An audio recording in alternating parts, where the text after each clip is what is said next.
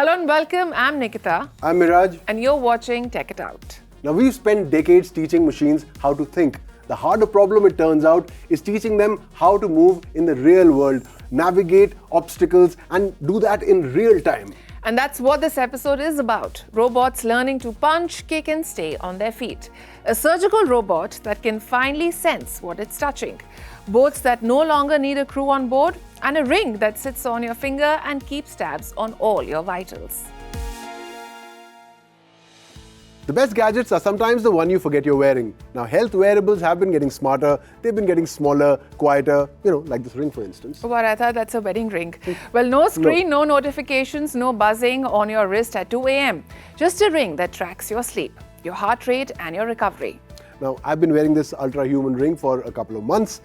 Now the question is whether something this small can actually replace a smartwatch or whether you end up wearing both. Well, so if you're wearing something that tracks your sleep, do you actually go and sleep? That is exactly the gist of our story. Check it out. 10,000 steps a day. That magic figure that all of us strive for every day. I think we first heard about 10,000 steps when Fitbit came around. You remember that band which you sort of measure the steps you've taken every day and other biomarkers? It's a great story about how a device can have such a big cultural impact. Then came the Apple Watch, which added a host of other stats to the mix. Now, folks, for the last 1 month, I have been testing the latest entrant into the health wearables market. I present to you the Smart Ring.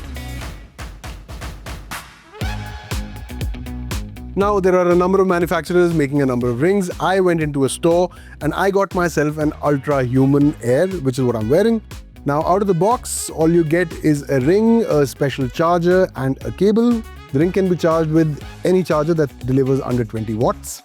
The first thing you notice is what you don't feel. Now, this is a titanium ring. It's just about 2.5 grams, so you barely sort of feel it. I haven't even noticed that I'm wearing it most of the time. They say it's waterproof, showering is fine. I've gone for a swim in it. Although when I swim in it, that's a problem because, in swimming you're supposed to keep your fingers all closed and tight, and with this you can't, so I won't be wearing it for swimming. Now, getting the right fit is easy. I got it from a store, so that was simple, but most manufacturers, including Ultrahuman, ship a sizing kit. For something tracking me around the clock, this ring stays completely out of the way. Except when I have to charge it, that is. So Ultrahuman says that one charge lasts about a week, but there's an important caveat. That is on something called chill mode, which turns the sensors off during the day and only captures information at night. So that lasts about a week. I put mine on turbo mode, lasted me about 4 days, but it keeps the sensors running all day to get the most detailed data. And then there's something called critical mode, which is only to be used when you're almost flat. Charging takes about 2 hours, so it's not really a big deal, except that it does require a specialized charger, which is really small, so if you lose that, well, you've got to order a new one. It's also another charger to carry. So what do these smart rings really measure? A great deal, and that's where it gets interesting. Take sleep. It doesn't just clock how long I've slept, it breaks the night down. How much REM, how much deep sleep, even how often I've tossed and turned. Now the stress tracking is tied to your sleep, and that genuinely surprised me. There's a stress rhythm score. So when I sleep less, the stress goes up. On a rough day, it flagged that I was wound up, and it was right, and it nudged me to dial it down. Then each morning, a recovery score pulls all of this together and tells you whether to push hard or ease off. So it's 5:30 in the evening, I would usually go and get a coffee, but for the past few days, I've been getting this nudge from my ring which says don't drink coffee after 5:30 in the evening because it's going to affect your sleep. I did listen to it and I realized there is a point, it does affect my sleep. So, it has these little nudges. These are not things that you don't know. It also keeps reminding me, now I work long hours, it keeps reminding me of my sleep debt, which has been going up throughout the week. Now, these things are things you need to act upon, and sometimes you just need reminders that, that you need to act upon them. And I think that's what it does. It doesn't tell you something you don't necessarily not know.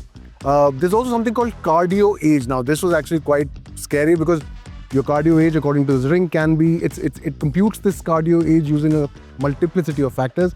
It can be lower or higher than your chronological age, and mine is higher, and that is simply because I have been off the bandwagon and not been exercising for a while.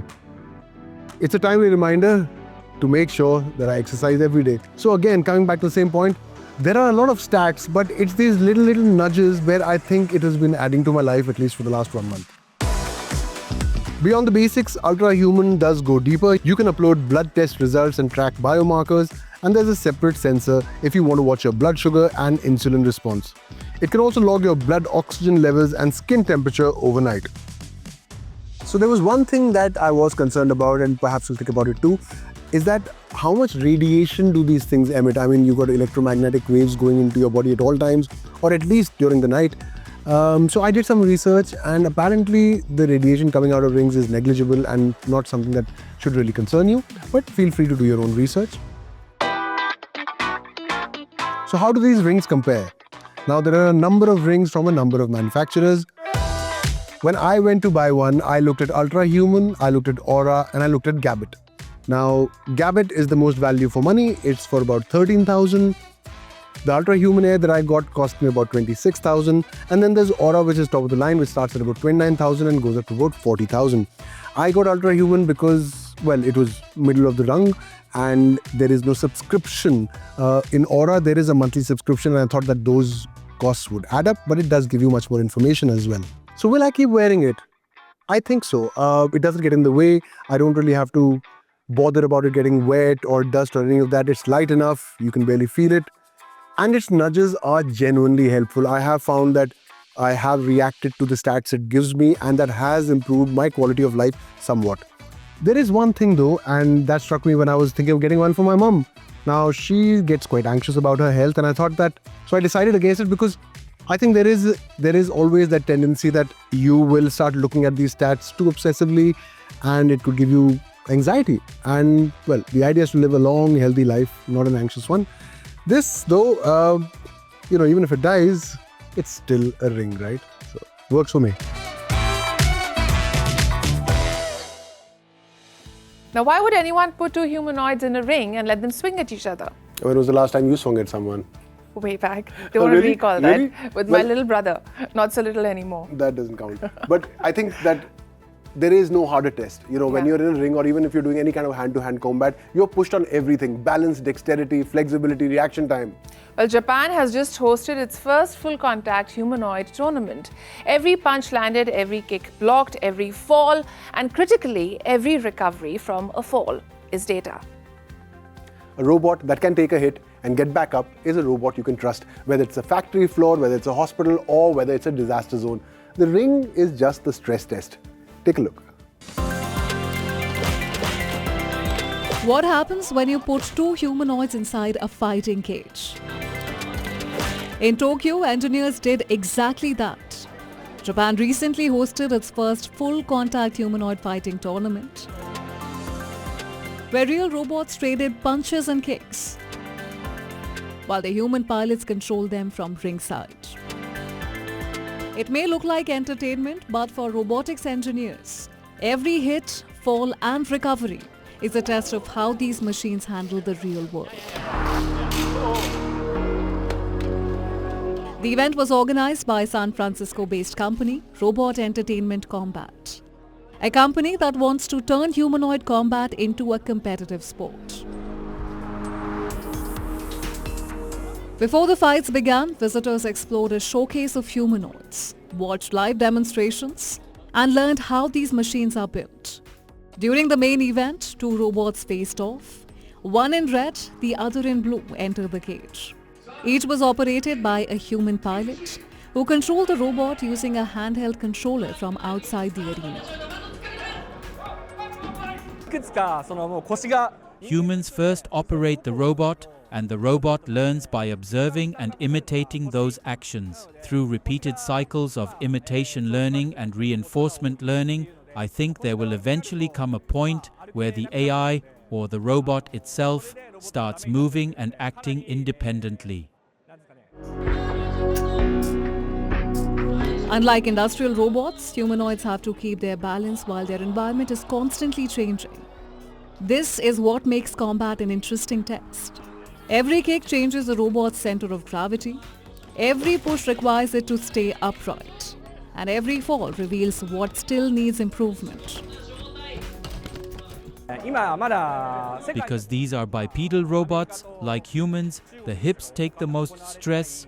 Many of them develop hip problems, and once the hips fail, The robot can't walk anymore. That's one of the reasons these robot battles are so costly. たっていうのが一番の魅力なのかなって思います。 During the final, the red robot lost its balance while attempting a kick, allowing the blue robot to stay standing until the final bell.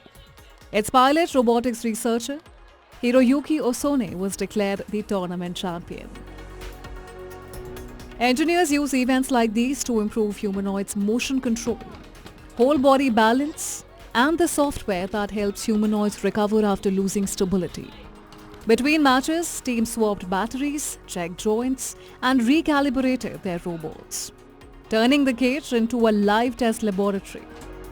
Countries including Japan, China, South Korea, and the United States are investing billions in humanoid robotics. Their aim is not to build fighters, but machines that can work in factories, assist in hospitals, respond to disasters, or support an aging population. Right now, these robots are for entertainment, but I hope one day they will become something that will help support people in their daily lives. For now, they are learning inside a fighting cage, as every match is helping engineers build more capable humanoids. The biggest lesson from recent conflicts is that a cheap drone can take out something that costs 1,000 times more. Yeah, drones have really altered the nature of aerial warfare. I'm not surprised that it's being deployed on water now. Well, Taiwan has demonstrated multiple AI-powered drone boats operating as a team, coordinating with each other, no crew on board. Yeah, so instead of like one massive warship or even a fleet of frigates, now you have a swarm of small, expendable vessels coordinating and working in tandem. And when the thing attacking you is cheap and there are 100 of them, all your expensive advantages start looking more like liabilities. Yeah, that's what most of the major countries in the world with big navies are sort of realizing now. Because cheap changes everything. Right. Always has. Naval operations are changing. The next mission may not be carried out by a single warship, but by multiple unmanned vessels working together. In Taiwan, 2 AI-powered drone boats have demonstrated how autonomous swarms could change maritime defense. Working as a team, they tracked, coordinated, and forced a target vessel away without a human crew on board. The demonstration featured 2 unmanned surface vessels, the Sea Shark 600 and the larger Sea Shark 800. Both were built by Taiwanese drone manufacturer Thunder Tiger and powered by Shield AI's HiveMind autonomous software. The boats could share information, coordinate their movements, and execute a mission together. The goal was to show how multiple autonomous platforms can operate as a single team, even in complex maritime environments. I think what we are doing now here is to help upgrade or to help enhance the defense capabilities. And by combining and integrating software onto these hardware platforms, we are seeing a great return of investment because it offers better options for the decision makers whenever there are decisions to be made. This approach is known as swarm autonomy.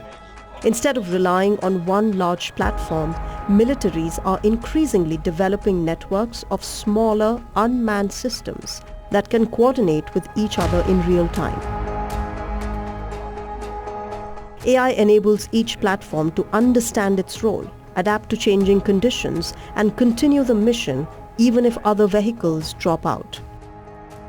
Developers say that makes operations more flexible while reducing the number of personnel needed in high-risk areas. And this requires an AI system to manage it. In fact, it is not simply a matter of developing unmanned vehicle platforms. We also need the supporting AI technologies to work alongside them, so the operators can quickly get up to speed and respond effectively. Countries around the world are investing heavily in autonomous defense technologies as they prepare for future conflicts across land, sea, and air. For an island like Taiwan, With thousands of kilometers of coastline to monitor, AI-powered unmanned vessels could provide an important new layer of maritime security. Of course, Taiwan is surrounded by sea, which means the area that needs to be monitored is extremely vast. That is why a swarm strategy combined with AI autonomous unmanned systems is so important. As we have seen today, these systems are multi-platform and multifunctional. Looking ahead, the future operating situations will encompass land, sea, and air domains. The developers say the next step is not just controlling two boats, but entire mixed fleets of autonomous systems operating together. The demonstration lasted only a few minutes, but it offered a glimpse of a much bigger shift in defense technology. The focus is moving away from individual machines towards intelligent networks that can sense, decide, and coordinate in real time. Robotic surgery is not new. Surgeons have been operating through robotic arms for over 2 decades now. But there's a new development and it takes it a step further, and it's got to do with sense and feel. Well, the Vinci 5, which the UK's National Health Service has started deploying, lets the surgeon feel the push and pull on tissue through the hand controls. Now, until now, surgeons operated almost entirely by eye. And feeling the tissue means that they're gentler with it. In the testing that they carried out, surgeons who were using the force feedback instruments, they applied up to 43% less force. Well, the robot still never operates on its own. It only translates the surgeon's hands. But it now translates both ways. Have a look. For years, robotic surgery has been assisting doctors during minimally invasive procedures. Now, a new generation of surgical robots is taking that technology even further. The United Kingdom's National Health Service has begun deploying the Vinci 5 robotic surgical system as part of a wider plan to expand robot-assisted keyhole surgery. The system has been developed by a US-based medical technology company, Intuitive. Unlike conventional surgery, the surgeon does not stand directly over the patient. Instead, the surgeon operates from a dedicated console a few meters away. Every movement of the surgeon's hands is translated into ultra-precise movements of robotic instruments positioned over the patient. The robot does not operate independently. It responds only to the surgeon's commands, acting as an extension of the surgeon's hands. This is new technology. We're talking about smaller holes and much better vision. The ability to have lots of integrated computer-aided technology on top of that makes this precise surgery. It makes it safe surgery. One of the most important features of the system is its high-resolution, three-dimensional visualization. A robotic camera inserted through a small incision provides a magnified 3D view of the surgical area. This allows surgeons to see tiny blood vessels, delicate nerves and small airways with far greater detail than in standard keyhole surgery. The robotic arms are also far more flexible than traditional laparoscopic instruments. They can rotate, bend and reach angles that would be difficult or impossible for a human hand to achieve through small incisions. This additional dexterity helps surgeons work more precisely inside confined spaces. The result is better control during complex procedures while preserving more healthy tissue. There is a difference between standard keyhole surgery and robotic surgery. You have two hands which you're operating with bimanually always, and that's how the original open surgery used to be. Keyhole surgery kind of compromised that a bit, and robotic surgery has brought you back to what surgeons wanted to do, which was to have an art form, able to create something with their hands, and not to have the compromise of stiff and difficult instrumentation. The system is designed for a wide range of surgical specialties. It can be used in thoracic surgery, urology, gynecology, colorectal surgery, and general abdominal procedures. Because the robot enables higher precision, surgeons can perform delicate operations through very small incisions. This can reduce surgical trauma, limit blood loss, and lower the risk of certain post-operative complications. Smaller incisions also mean less pain for patients, shorter hospital stays, and faster recovery. For healthcare systems, that could also translate into improved operating room efficiency and better use of hospital resources. The benefits are shorter length of stay, less pain for the patient going home day 1, day 2, making sure they're comfortable, less pain, less need for analgesia after the operation, and this is clear. So if you get to see the patient later today, you will see him walking around the ward, and that is a real example of what happens to every single patient we treat today. As robotic surgery becomes more common, the focus is also shifting towards training. Surgeons now need to learn not only surgical techniques, but also how to operate advanced robotic platforms. Specialized training programs are being developed to prepare the next generation of robotic surgeons. The UK government has set an ambitious goal of using robotic assistance in the majority of keyhole surgeries over the next decade. That was extraordinary. In fact, after the operation, I found out quite quickly that I only had one stitch in a small wound in my back, and that was where the drain was. As far as walking, I think after I went back to the ward, which was only maybe half an hour after the surgery, I was walking. While the surgeon will continue to make every decision inside the operating room, robotic platforms are rapidly becoming one of the most important tools in modern surgery. As medical robotics continues to evolve, operating rooms of the future may rely as much on precision engineering and digital visualization as they do on the skill of the surgeon behind the controls. Nikita, was there a story in this week's episode that made a real impression on you? Well, I think the one that stayed with me is the surgical robot that can sense. Now, we tend to assume progress in technology means taking the human further out of the loop. This is the opposite. What do you mean? Well, 20 years of robotic surgery and the breakthrough is giving the surgeon back something the machine had taken away, a sense of touch. Absolutely, that did make an impression on you. But obviously, you're absolutely right. The best technology isn't the kind that replaces us or even threatens to replace us. It's the kind that gives us back what we've lost along the way, gives us back our humanity. Right. And that's it from us this week. Have a great weekend. Enjoy the monsoons if you're in India. And keep watching WION World is One. See you next week.